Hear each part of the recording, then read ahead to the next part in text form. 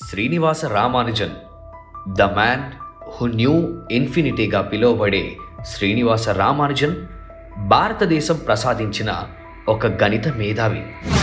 ఎవరికీ తెలియని విషయాలపైన కూడా పరిశోధనలు జరిపిన మహామహుడు. అసాధ్యాలను సైతం సుసాధ్యాలను చేసే గణిత శాస్త్రవేత్త. డెత్ బెడ్ పై కూడా సంఖ్యల గురించి ఆలోచిస్తూ కొత్త విషయాలను ఆవిష్కరించిన సృష్టికర్త. అతను సమస్య సాధనలు చేశాక ఫలితంగా లభించిన చిత్తు పేపర్లను అన్నిటినీ ఒక దగ్గర కూర్చితే ఒక మహా గణిత గ్రంథం తయారైందంటే ఈయన గణిత శాస్త్రానికి చేసిన కృషి ఎంతో అంచనా వేయొచ్చు. కాబట్టి భారతదేశ గణిత శాస్త్ర చరిత్రలో తనకంటూ ఒక పేరు సంపాదించిన శ్రీనివాస రామానుజన్ జీవిత విశేషాలు మనం ఇప్పుడు తెలుసుకుందాం. 20వ శతాబ్దంలో ప్రపంచ ప్రఖ్యాతిగాంచిన గొప్ప గణిత మేధావుల్లో ఒకరు రామానుజన్.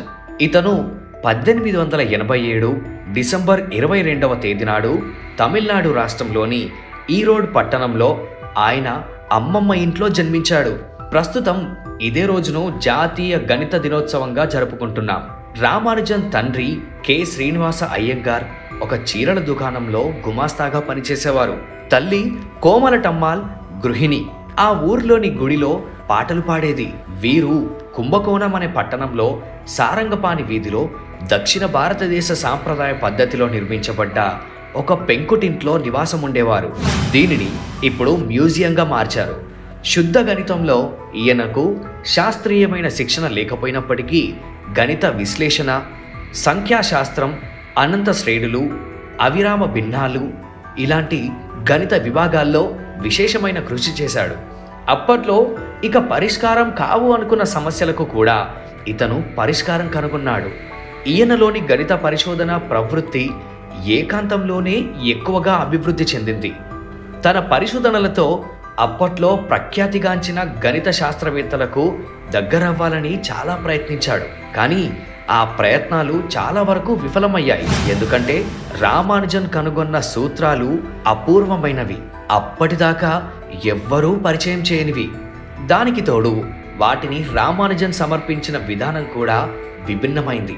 అయినా రామానుజన్ తన పట్టు విడవకుండా తన పరిశోధనను అర్థం చేసుకునే శాస్త్రవేత్తల కోసం వెతుకులాట కొనసాగించాడు. 1913లో ఆయన ఇంగ్లాండ్లోని కేంబ్రిడ్జ్ విశ్వవిద్యాలయంలో పనిచేసే జిహెచ్ హార్డీ అనే గణిత శాస్త్రవేత్తను ఉత్తరాల ద్వారా సంప్రదించాడు. అతని పనిని చూసి ముగ్ధుడైన హార్డీ రామానుజాన్ని కేంబ్రిడ్జికి ఆహ్వానించాడు. రామానుజన్ ప్రతిపాదించినవి చాలా కీలకమైన సిద్ధాంతాలని, కొన్నైతే తాను కనీవిని ఎరగనివని కూడా ఆయన అభిప్రాయపడ్డాడు. రామానుజన్ దాదాపు 5 సంవత్సరాల వయసులో ఉన్నప్పుడు కుంభకోణంలోని ప్రాథమిక పాఠశాలలో ప్రవేశించాడు. అయితే అతను జనవరి 1898లో కుంభకోణంలోని టౌన్ హై స్కూల్లో ప్రవేశించే ముందు అనేక విభిన్న ప్రాథమిక పాఠశాలలకు హాజరయ్యాడు. టౌన్ హై స్కూల్లో రామానుజన్ తన పాఠశాల సబ్జెక్టులన్నిటిలోనూ బాగా రాణించాల్సింది మరియు తనను తాను ఒక సమర్థవంతుడైన పండితుడుగా చూపించాడు. 1900 సంవత్సరంలో అతను రేఖాగణిత మరియు అంకగణిత శ్రేణులను సంగ్రహిస్తూ గణితంపై తానంతట తానుగా పనిచేయడం ప్రారంభించాడు. టౌన్ హై స్కూల్లో రామానుజన్కి జిఎస్ కార్ రచించిన గణిత శాస్త్రపు పుస్తకం వల్ల రామానుజన్ గణితం పట్ల ఆకర్షితుడయ్యాడు. పుస్తకంలో సిద్ధాంతాలు, సూత్రాలు మరియు చిన్న చిన్న రుజువులు ఉన్నాయి. ఇది 19వ శతాబ్దపు మొదటి భాగంలో యూరోపియన్ జర్నల్స్ ఆఫ్ లెర్న్డ్ సొసైటీస్లో ప్రచురించబడిన స్వచ్ఛమైన గణిత శాస్త్రానికి సంబంధించిన పత్రాల సూచికను కూడా కలిగి ఉంది. 1986లో ప్రచురింపబడిన ఈ పుస్తకం రామానుజన్ ఉపయోగించే సమయానికి చాలా కాలం చెల్లింది. 1904 సంవత్సరంలో రామానుజన్ లోతైన పరిశోధనలు చేయడం ప్రారంభించాడు. 1904లో ప్రవేశించిన తర్వాత అతనికి కుంభకోణంలోని ప్రభుత్వ కళాశాలకు స్కాలర్షిప్ వచ్చింది.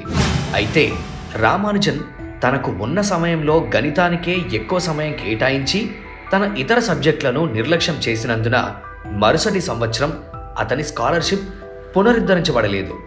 డబ్బు లేకుంటే కష్టాల్లో కూరుకుపోయి తల్లిదండ్రులకు చెప్పకుండా మద్రాసుకు ఉత్తరాన 650 కిలోమీటర్ల దూరంలో ఉన్న విశాఖపట్టణానికి వెళ్ళిపోయాడు. అయినప్పటికీ అతను తన గణిత శాస్త్ర పనిని మాత్రం అలాగే కొనసాగించాడు. ఈ సమయంలో అతను హైపర్జోమెట్రిక్ సిరీస్ పైన పనిచేశాడు. అలాగే సమగ్రాలు, సిరీస్ల మధ్య సంబంధాలను పరిశోధించాడు. అలాగే దీర్ఘ వృత్తాకార విధులను కూడా అధ్యయనం చేశాడు. 1906లో రామానుజన్ మద్రాసుకు వెళ్ళి అక్కడ పచ్చయ్యప్ప కాలేజీలో చేరాడు.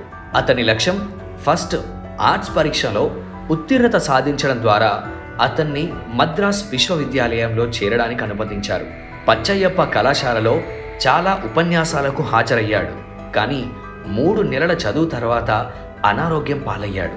కోర్స్ మానేసిన తర్వాత అతను ఫస్ట్ ఆర్ట్స్ పరీక్షలో గణితంలో ఉత్తీర్ణత సాధించాడు. కానీ అతను అన్ని సబ్జెక్టులలో ఫెయిల్ అయ్యాడు. అందువల్ల పరీక్షలలో విఫలమయ్యాడు. దీంతో మద్రాస్ యూనివర్సిటీలో అడుగుపెట్టలేకపోయాడు. తరువాతి సంవత్సరంలో అతను గణిత శాస్త్రంలో పనిచేశాడు. ఎటువంటి సహాయం లేకుండా తన సొంత ఆలోచనలను అభివృద్ధి చేశాడు మరియు కార్ యొక్క పుస్తకం అందించిన దానికంటే అప్పటి ప్రస్తుత పరిశోధన అంశాల గురించి అసలు ఏమాత్రం ఆలోచన కూడా లేకుండా చేశాడు. రామానుజన్ తన గణిత శాస్త్ర పనిని కొనసాగిస్తూ 1908లో నిరంతర భిన్నాలు మరియు విభిన్న శ్రేణులను అధ్యయనం చేశాడు. ఈ దశలో అతను మళ్ళీ తీవ్ర అనారోగ్యానికి గురయ్యాడు మరియు ఏప్రిల్ 1909లో ఆపరేషన్ చేయించుకున్నాడు. ఆ తర్వాత అతను కోలుకోవడానికి కొంత సమయం పట్టింది. అతను 14 జూలై 1909న అతని తల్లి అతనికి 10 ఏళ్ల ఎస్ జానకి అమ్మాల్తో వివాహం జరిపించడానికి నిర్ణయించింది.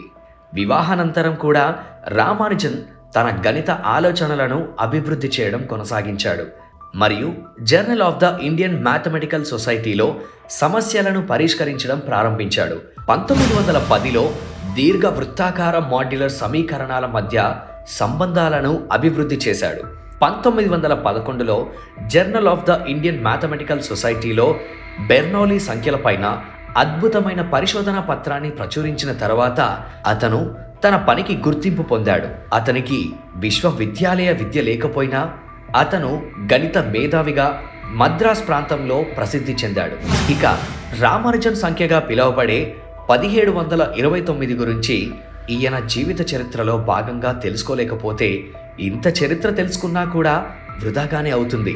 రామానుజన్ ఆరోగ్య పరిస్థితి విషమించడంతో 1919 మార్చిలో భారతదేశానికి తిరిగొచ్చేశాడు రామానుజన్. బొద్దుగా కొంచెం నల్లగా కనిపించే రామానుజన్ ఇంగ్లాండ్ నుంచి క్షీణించిన అనారోగ్యంతో రావటం చూసి ఆయన అభిమానులు చలించిపోయారు. అనేక రకాల వైద్య వసతులు కల్పించినా ఆయన కోలుకోలేకపోయారు. దీంతో 33 ఏళ్లకే ఆయన 1926 ఏప్రిల్ 26వ తేదీన పరమపదించారు. రామానుజన్ ఆ కాలంలో సుప్రసిద్ధులైన లినార్డ్ ఆయిలర్, గాస్, జాకోబీ మొదలైన సహజ సిద్ధమైన గణిత మేధావులతో పోల్చదగినవారు. 1729 సంఖ్యను రామానుజన్ సంఖ్యగా పిలుస్తారు. తీవ్రమైన అనారోగ్యంతో హాస్పిటల్లో ఉన్నప్పుడు కూడా హార్డీతో 1729 సంఖ్య యొక్క ప్రత్యేకతను తెలియజెప్పి ఆయనను ఆశ్చర్యచకితుణ్ణి చేశారు.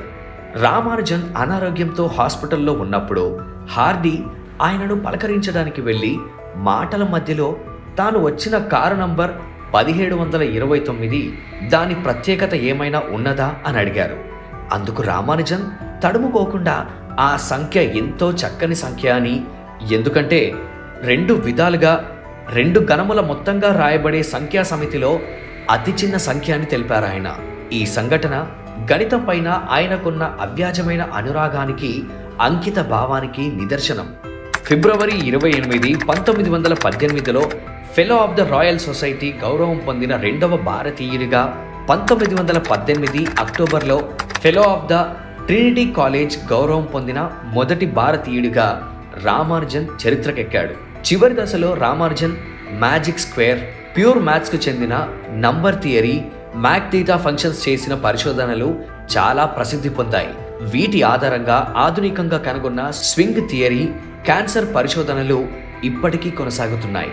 రామానుజన్ నోట్ పుస్తకాలపైన, గణిత సిద్ధాంతాలపై రామానుజన్ ఇన్స్టిట్యూట్లో అమెరికాలోని ఇల్లినాయిస్ యూనివర్సిటీలో నేటికి రీసెర్చ్ జరుగుతుంది.